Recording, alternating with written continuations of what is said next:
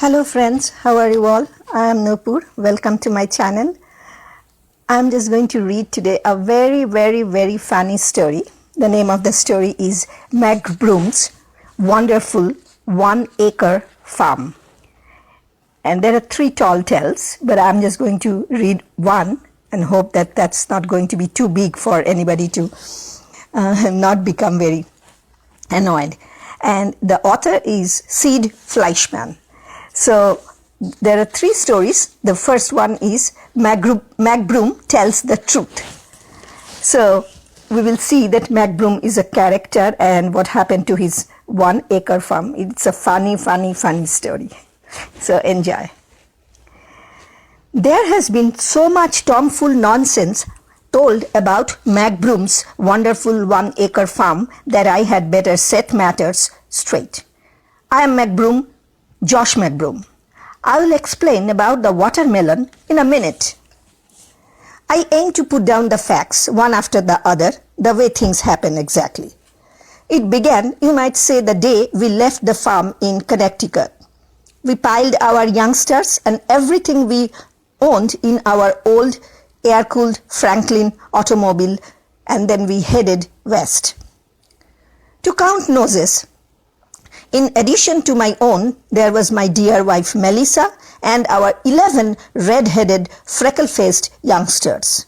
Their names were Willjillhesterchester, Peter, Polly, Tim, Tom, Mary, Larry, and little Clarinda. It was summer, and the trees along the way were full of birdsong. We had got as far as Iowa when my dear wife Melissa made a startling discovery. We had 12 children along, one too many. She had just counted them again. I slammed on the brakes and raised a cloud of dust. Willjillhesterchester, Peter, Polly, Tim, Tom, Mary, Larry, and little Clarinda, I shouted. Line up. The youngsters tumbled out of the car. I counted noses, and there were 12. I counted again, 12. It was baffler as all the faces were familiar. Once more I made the count, but this time I caught Larry slipping around behind. He was having his nose counted twice, and the mystery was solved. The scamp!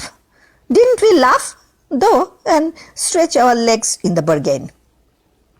Just then a thin, long-legged man came ambling down the road. He was so scrawny, I do believe he could have hidden behind a flagpole, ears and all. He wore a tall, stiff collar, a diamond stick pin in his tie, and a black hat. Lost neighbor? He asked, spitting out the pips of a green apple he was eating. Not a bit, said I.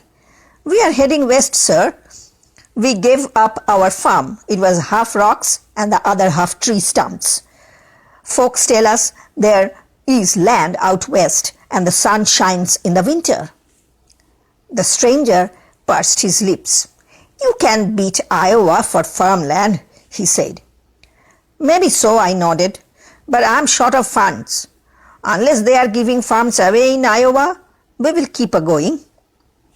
The man scratched his chin. See here, I've got more land than I can plow. You look like nice folks. I'd like to have you for neighbors. I'll let you have 80 acres cheap. Not a stone or a tree stump anywhere on the place. Make me an offer. Thank you kindly, sir, I smiled, but I'm afraid you would laugh at me if I offered you everything in my leather purse. How much is that? $10 exactly. Sold, he said.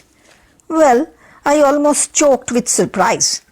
I thought he must be joking, but quick as a flea, he was scratching out a deed on the back of an old envelope. Hector Jones is my name, neighbor, he said. You can call me Heck. Everyone does. Was there ever a more kindly and generous man?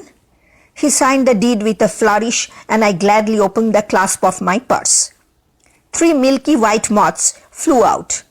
They had been gnawing on the $10 bill all the way from Connecticut, but enough remained to buy the farm, and not a stone or a tree stump on it. Mr. Hegg Jones jumped on the running board and guided us a mile up the road. My youngsters tried to amuse him along the way. Will wiggled his ears and Jill crossed her eyes. Chester twitched his nose like a rabbit, but I reckon Mr. Jones was not used to youngsters. Hester flapped her arms like a bird. Peter whistled through his front teeth, which were missing, and Tom tried to stand on his head in the back of the car. Mr. Hegg Jones ignored them all. Finally, he raised his long arm and pointed. "There's your property, neighbor," he said. Didn't we tumble out of the car in a hurry? We gazed with delight all our new farm. It was broad and sunny with an oak tree on a gentle hill. There was one defect, to be sure. A boggy-looking pond spread across an acre beside the road. You could lose a cow in a place like that, but we had got a bargain, no doubt about it. "Mama," I said to my dear Melissa, "see that fine old oak on the hill? That's where we will build our farmhouse." "No, you won't," said Mr. Hegg Jones. "That oak ain't on your property." "But, sir, all that is yours is what you see underwater, not a rock or a tree stump in it, like I said." I thought he must be having his little joke, except that there was not a smile to be found on his face. "But, sir," I said, "you clearly stated that the farm was 80 acres. "That's right." "That marshy pond hardly covers an acre." "That's wrong," he said. "There are a full 80 acres, one piled on the other, like Griddle Creek. I didn't say your farm was all on the surface. It is 80 acres deep. McBroom, read the deed." I read the deed. It was true. "Hee-haw, hee-haw," he snorted. "I got the best of you, McBroom. Good day, neighbor." He scurried away, laughing up his sleeve all the way home. I soon learned that Mr. Hegg was always laughing up his sleeve. Folks told me that when he would hang his coat and go to bed in night, all the stored-up laughter would pour out his sleeve and keep him awake nights. But there's no truth to that. I'll tell you about the watermelons in a minute. Well, there we stood gazing at our 1-acre farm that was not good for anything but jumping into on a hot day. And the day was the hottest I could remember, the hottest on record as it turned out. That was the day, 3 minutes before noon, when the cornfields all over Iowa exploded into popcorn. That's history. You must have read about that. There are pictures to prove it. I turned to my children. Willjillhesterchester, Peter, Polly, Tim, Tom, Mary, Larry, and little Clarinda, I said. There is always a bright side to things. That pond we bought is a mite muddy, but it is wet. Let's jump in and cool off. That idea met with favor, and we were soon in our swimming togs. I gave the signal, and we took a running jump. At that moment, such a dry spell struck that we landed in an acre of dry earth. The pond had evaporated. It was very surprising. My boys had jumped in head first, and there was nothing to be seen of them but their legs kicking in the air. I had to pluck them out of the earth like carrots. Some of my girls were still holding their noses, of course. They were surely disappointed to have that swimming hole pulled out from under them. But the moment I ran the topsoil through my fingers, my farmer's heart skipped a beat. That pond bottom felt as soft and rich as black silk. "My dear Melissa," I called, "come look, this topsoil is so rich, it ought to be kept in a bank." I was in a sudden fever of excitement. That glorious topsoil seemed to cry out for seed. My dear Melissa had a sack of dried beans along, and I sent Will and Chester to fetch it. I saw no need to bother ploughing the field. I directed Polly to draw a straight furrow with a stick and Tim to follow her, poking holes in the ground. Then I came along, I dropped a bean in each hole and stamped on it with my heel. Well, I had hardly gone a couple of yards when something green and leafy tangled my foot. I looked behind me.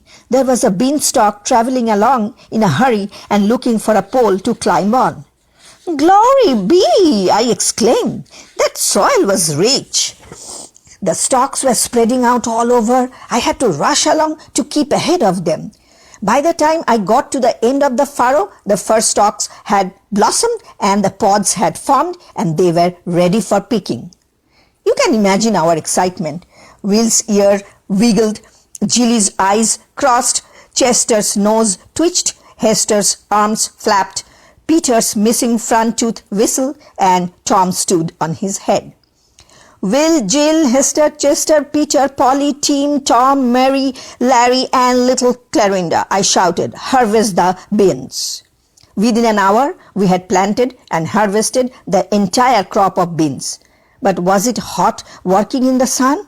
I sent Larry to find a good acorn along the road. We planted it, but it didn't grow near as fast as I had expected. We had to wait an entire 3 hours for a shade tree. We made camp under our oak tree, and the next day we drove to Burnsville with our crops of beans. I traded it for various seeds, carrot and beet and cabbage and other items. The storekeeper found a few kernels of corn that had not popped at the very bottom of the bin. But we found out that the corn was positively dangerous to plant. The stalk shot up so fast it would skin your nose. Of course, there was a secret to the topsoil. A government man came out and made a study of the matter. He said there had once been a huge lake in that part of Iowa. It had taken thousands of years to shrink up to our pond, as you can imagine. The lake fish must have got packed in worse than sardines. There is nothing like fish to put nitrogen in the soil. That's a scientific fact. Nitrogen makes things grow to beat all, and we did occasionally turn up a fish bone. It wasn't long before Mr. Haig Jones came around to pay us a neighborly call. He was eating a raw turnip. When he saw the way we were planting and harvesting cabbage, his eyes popped out of his head. It almost cost him his eyesight. He scurried away, muttering to himself. "My dear Melissa," I said, "that man is up to mischief."